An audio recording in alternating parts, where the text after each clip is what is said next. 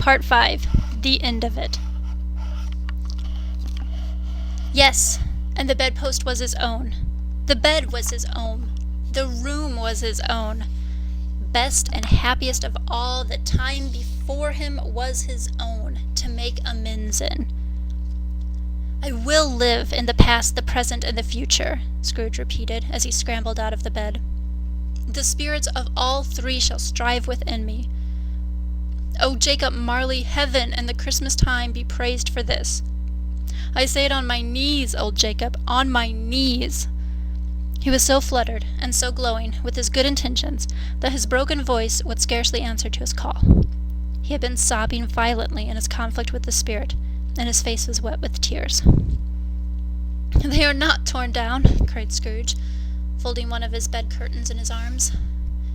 "They are not torn down, rings and all. They are here. I am here. The shadows of the things that would have been may be dispelled. They will be. I know they will." His hands were busy with his garments all this time, turning them inside out, putting them on upside down, tearing them, mislaying them, making them parties to every kind of extravagance.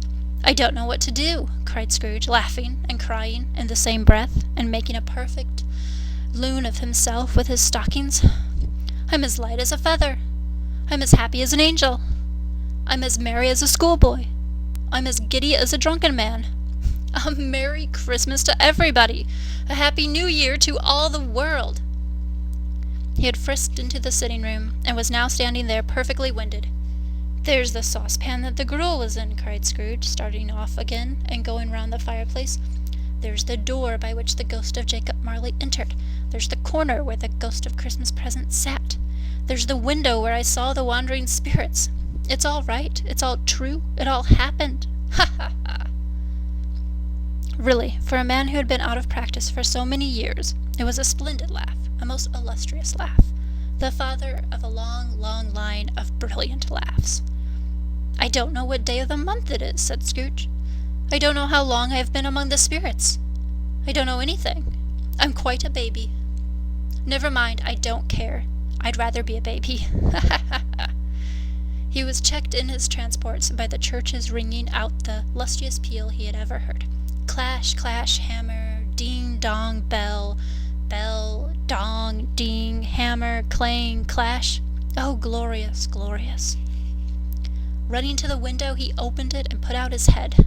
No fog, no mist, clear, bright, jovial, stirring, cold, cold, piping for the blood to dance to, golden sunlight, heavenly sky, sweet fresh air, merry bells. Oh, glorious, glorious!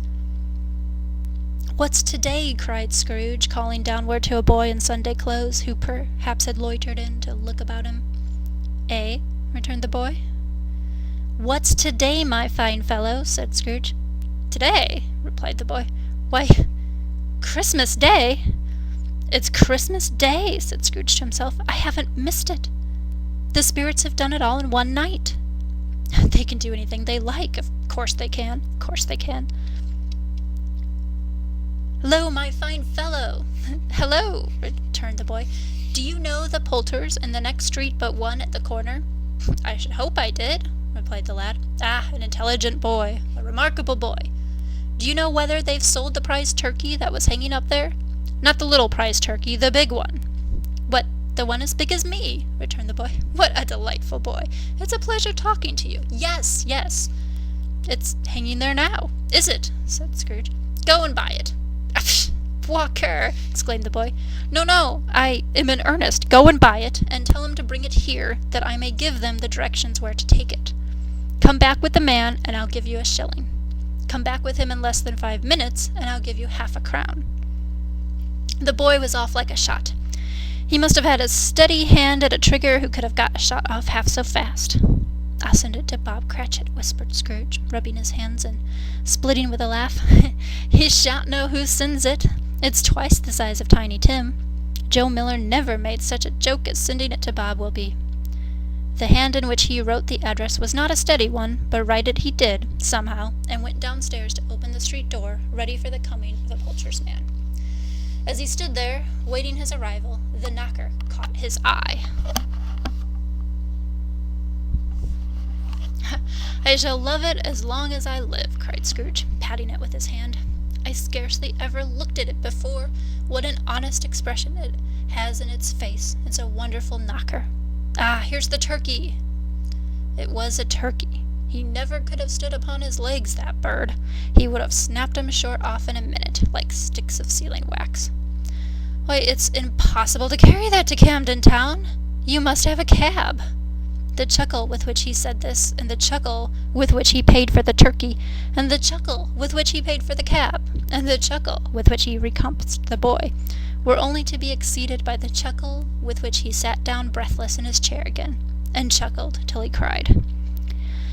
Shaving was not an easy task, for his hand continued to shake very much, and shaving requires attention even when you don't dance while you are at it. But if he had cut the end of his nose off, he would have put a piece of sticking plaster over it and been quite satisfied. He dressed himself all in his best, and at last got out into the streets. The people were, by this time, pouring forth, as he had seen them with the ghost of Christmas present, and walking with his hands behind him. Scrooge regarded everyone with a delighted smile. He looked so irresistibly pleasant, in a word, that 3 or 4 good-humored fellows said, "Good morning, sir, and Merry Christmas to you." And Scrooge said often afterward that of all the blithe sounds he had ever heard, those were the blithest in his ears.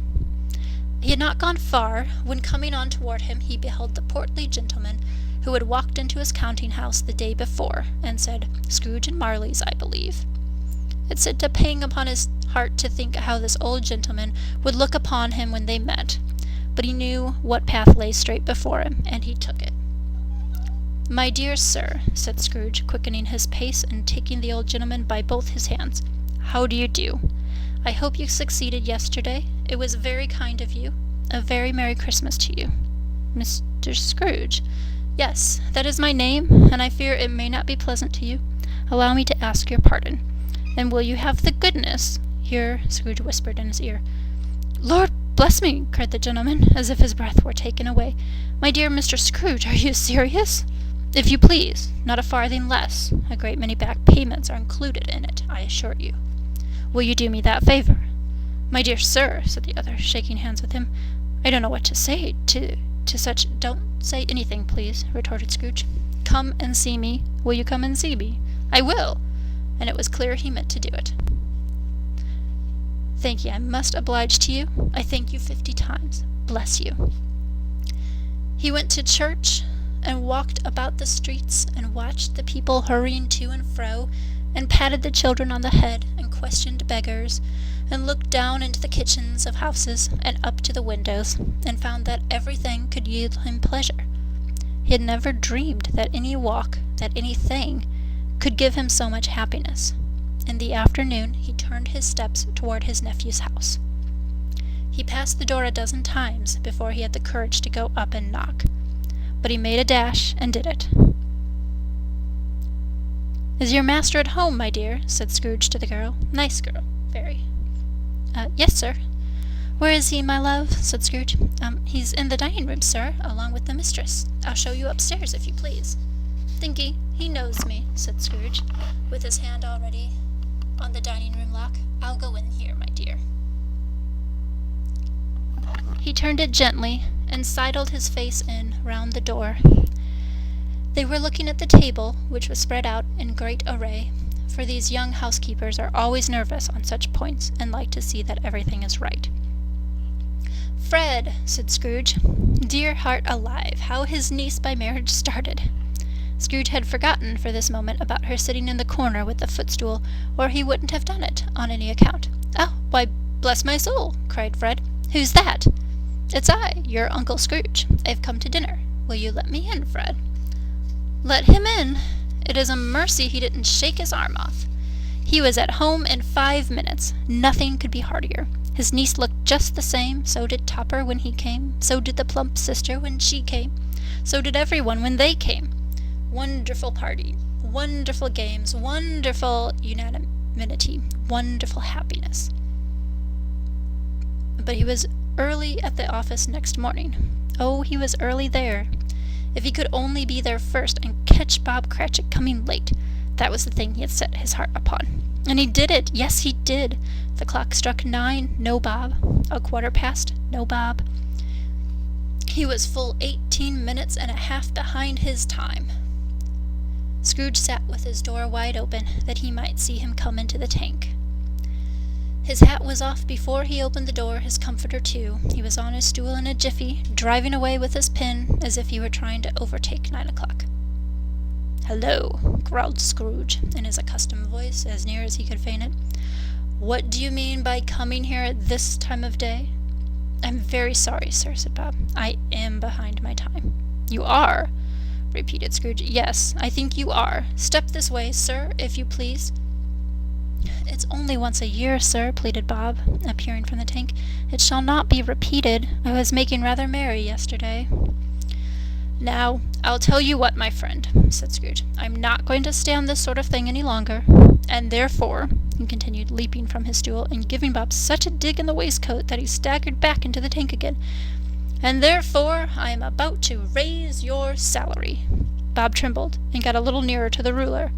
He had a momentary idea of knocking Scrooge down with it, holding him and calling to the people in the court for help in a straight waistcoat jacket. "A Merry Christmas, Bob," said Scrooge, with an earnestness that could not be mistaken, as he clapped him on the back. "A merrier Christmas, Bob, my good fellow, than I have given you for many a year. I'll raise your salary, and endeavor to assist your struggling family, and we will discuss your affairs this very afternoon over a Christmas bowl of smoking bishop, Bob. Make up the fires, and buy another coal scuttle before you dot another I, Bob Cratchit." Scrooge was better than his word. He did it all, and infinitely more. And to Tiny Tim, who did not die, he was a second father. He became as good a friend, as good a master, and as good a man as the good old city knew, or any other good old city, town, or borough in the good old world. Some people laughed to see the alteration in him, but he let them laugh, and little heeded them, for he was wise enough to know that nothing ever happened on this globe for good, at which some people did not have their fill of laughter in the outset. And knowing that such as these would be blind anyway, he thought it quite as well that they should wrinkle up their eyes and grins, as have the malady in less attractive forms. His own heart laughed, and that was quite enough for him. He had no further intercourse with spirits, but lived upon the total abstinence principle ever afterward. And it was always said of him that he knew how to keep Christmas well, if any man alive possessed the knowledge. May that be truly said of us all. And so, as Tiny Tim observed, God bless us, every one.